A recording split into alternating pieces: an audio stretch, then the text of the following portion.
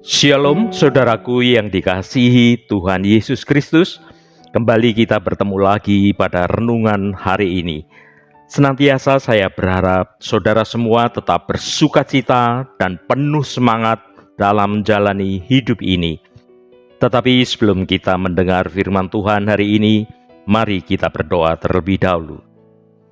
Bapa yang sungguh baik, Engkau Allah Bapa yang besar dan penuh kasih. Engkau Allah yang kami puji dan kami sembah dalam nama Tuhan Yesus Kristus.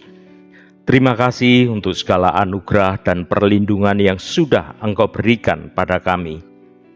Bapa, pada saat ini kami mau mendengarkan sabda firman-Mu. Mari Tuhan berbicaralah dan kami siap mendengarkannya. Roh Kudus akan menolong dan memampukan kami untuk kami bisa mengerti firman-Mu dengan pengertian yang baru. Dalam nama Tuhan Yesus Kristus kami berdoa. Haleluya. Amin.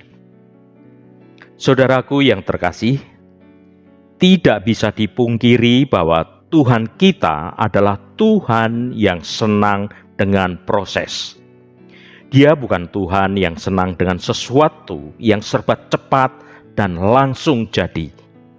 Tetapi Dia Tuhan selalu melakukan segala sesuatu melalui sebuah proses. Mulai dari penciptaannya saja, kita bisa melihat akan hal ini. Pada saat menciptakan dunia ini dan segala isinya, Tuhan tidak serta-merta menciptakan semuanya sekaligus. Namun Tuhan menciptakan tahap demi tahap. Bahkan Tuhan menciptakan kehidupan di dunia ini dalam kurun waktu 6 hari. Kalau ditanya, apakah Tuhan tidak bisa menciptakan dunia dan isinya dalam sekejap mata? Tentu saja jawabannya adalah sangat bisa. Bahkan mudah saja bagi Tuhan untuk menciptakan segala sesuatu dalam sekejap. Namun mengapa Tuhan tidak melakukannya? Ya saudaraku, sebab Tuhan lebih menyukai sebuah proses. Tuhan menikmati proses tersebut, dan inilah cara kerja Tuhan kita.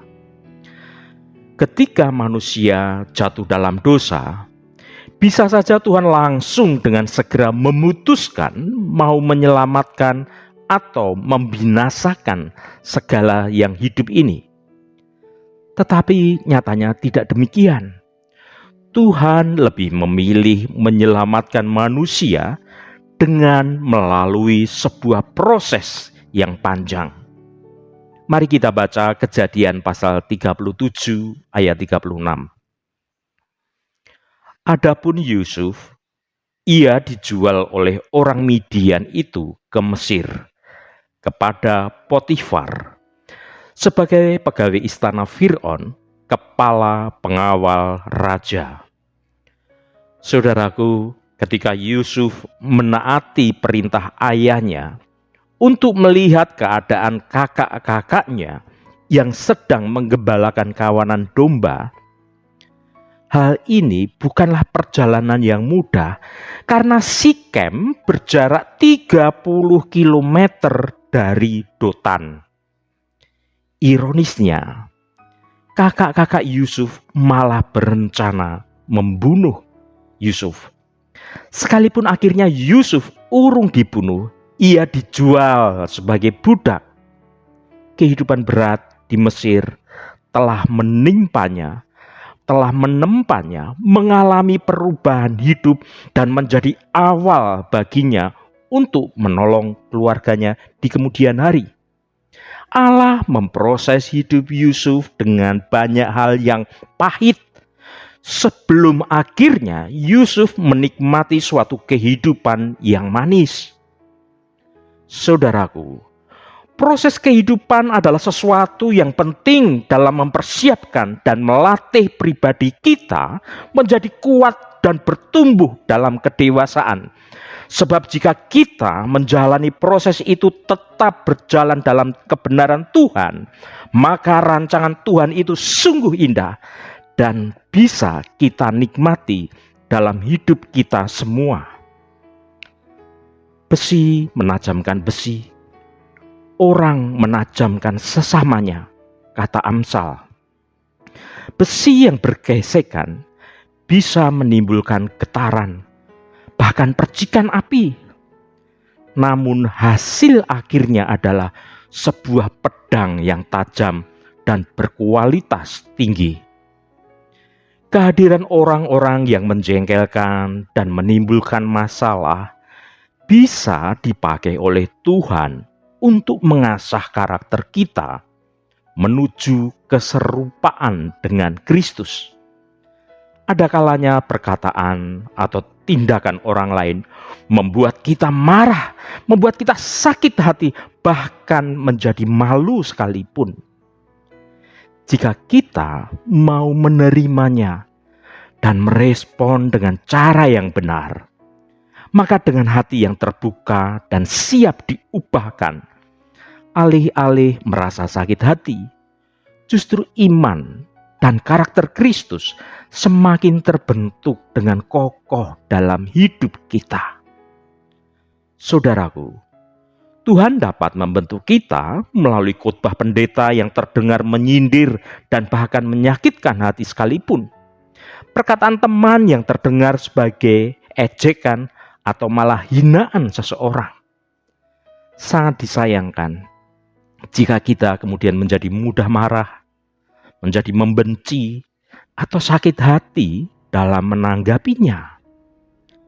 Lihatlah tangan Allah yang turut bekerja untuk mendatangkan kebaikan bagi kita yang mengasihi Tuhan dengan sungguh.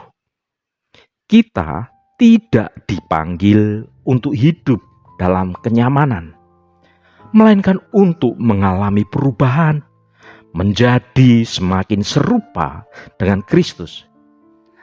Ketahuilah saudaraku, bahwa proses adalah kesempatan bagi kita untuk mengenal Tuhan lebih baik lagi. Sekalipun proses kehidupan itu terasa pahit, jalanilah proses kehidupan ini dengan tetap iman percaya yang teguh bahwa penyertaan Tuhan itu ada, bahwa janji-janji Tuhan itu adalah kebenaran dan pasti akan digenapi.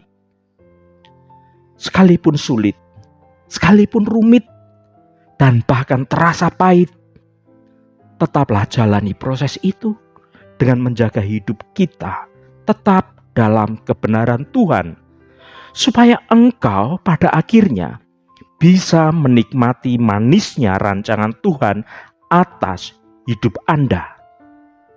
Saudaraku yang diberkati Tuhan, melalui renungan hari ini, saya ingin mengajak kita semua kembali merenungkan apa yang terjadi dalam kehidupan kita masing-masing. Mungkin apa yang kita alami hari-hari ini adalah peringatan Tuhan atas hidup kita. Jika hari ini kita sedang diingatkan melalui sebuah proses, jangan keraskan hatimu saudaraku, mintalah ampun dan bertobatlah. Masuklah dalam bahtera Tuhan, yaitu hadirat Tuhan agar kita selamat dari air bah kehidupan kita. Berproseslah dalam mengarungi air bah itu bersama Tuhan, dan percayalah kalau engkau dalam kebenaran Tuhan, maka Tuhan ada di dalam bahtera kehidupan bersama engkau. Tuhan akan menyertai dan memberikan kekuatan pada saudara ketika kita menjalani pahitnya dan sulitnya proses kehidupan ini. Tetapi tetaplah jalani, karena manisnya kehidupan juga Tuhan sediakan bagi kita semua yang dengan setia dan mengasihi Tuhan dengan sungguh. Ya saudaraku, selama kita mau masuk dalam bahteranya Tuhan, dalam hadirat Tuhan, maka ada jaminan keselamatan. Sebab Di saat bahtera kita mulai digoyang oleh segala permasalahan kehidupan ini, Tuhan ada di dalam bahtera bersama kita. Sebesar apapun permasalahan hidup kita, percayalah itu tidak akan membinasakan kita. Kuncinya cuma satu, tetap ikuti proses itu bersama Tuhan. Belajar taat akan perintahnya sampai engkau melihat pelangi kasih Tuhan di ujung air bah dalam hidupmu. Saudaraku, tidak seorang pun yang imun atau kebal terhadap kesulitan dan kesusahan. Tetapi mereka yang hidup di dalam Tuhan Yesus akan selalu mendapatkan kekuatan, mendapatkan penghiburan dan kemampuan untuk menjalani proses kehidupan ini, karena mengetahui ada tujuan yang indah di balik semua kesulitan tersebut.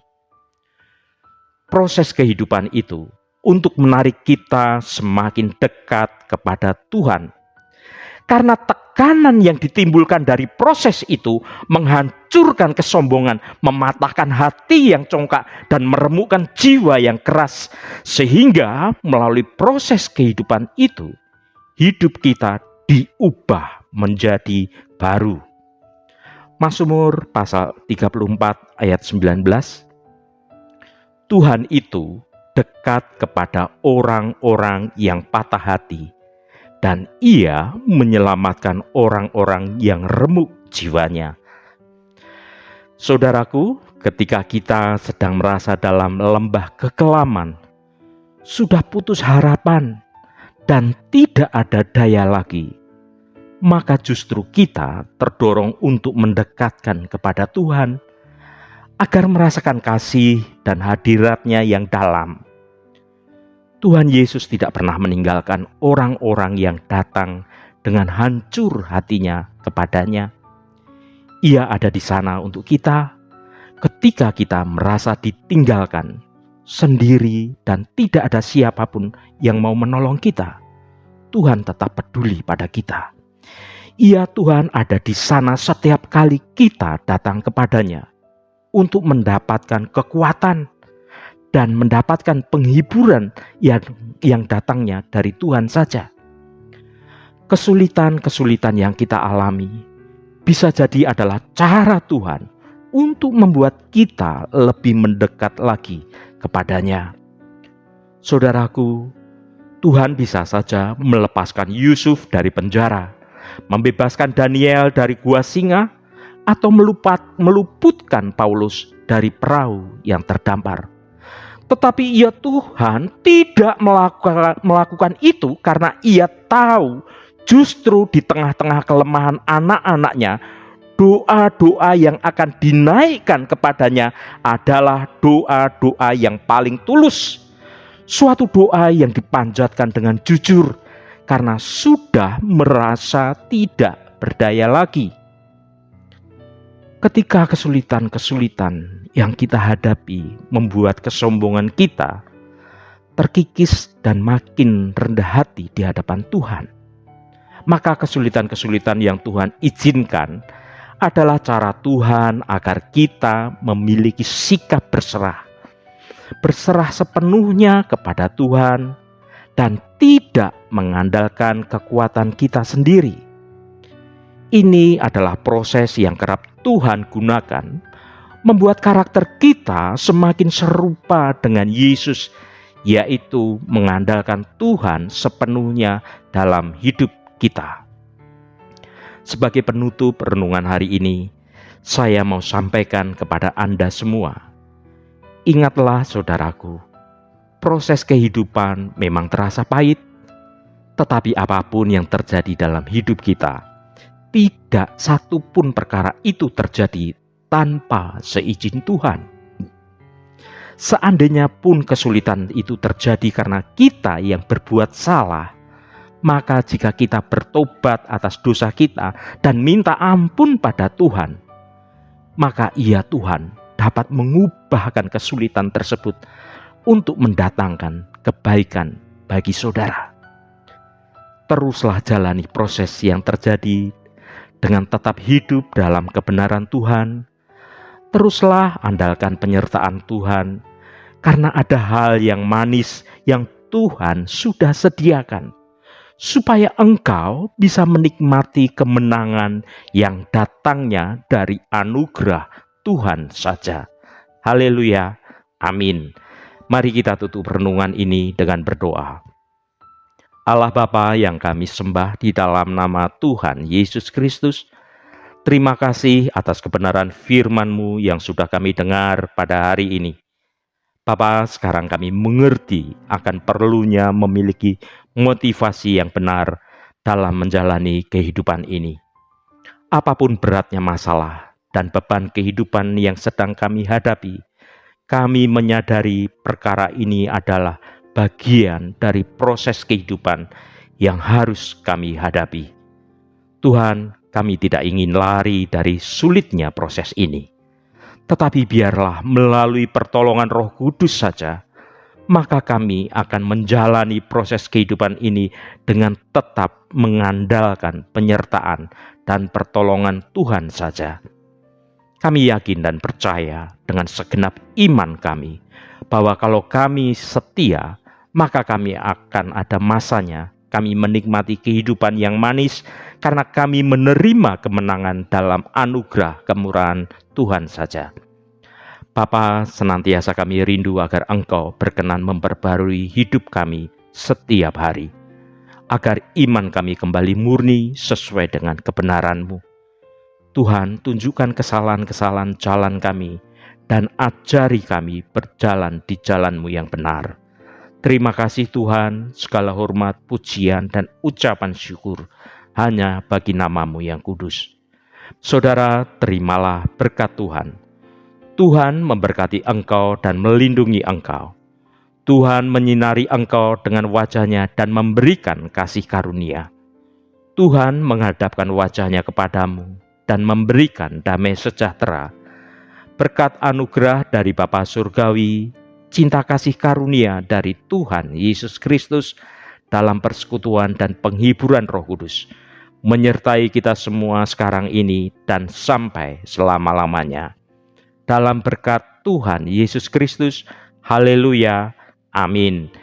Puji Tuhan, saudaraku semua, saya percaya firman Tuhan hari ini sudah menjadi berkat yang akan menuntun hidup saudara dan saya. Roh Kudus senantiasa menolongmu, Roh Kudus senantiasa menuntunmu hidup dalam jalan kebenaran Tuhan. Haleluya. Jangan lupa bagikan renungan ini pada saudara, teman, dan sahabat Anda, agar mereka diberkati juga melalui renungan ini. Sampai bertemu kembali. Shalom. Tuhan memberkati.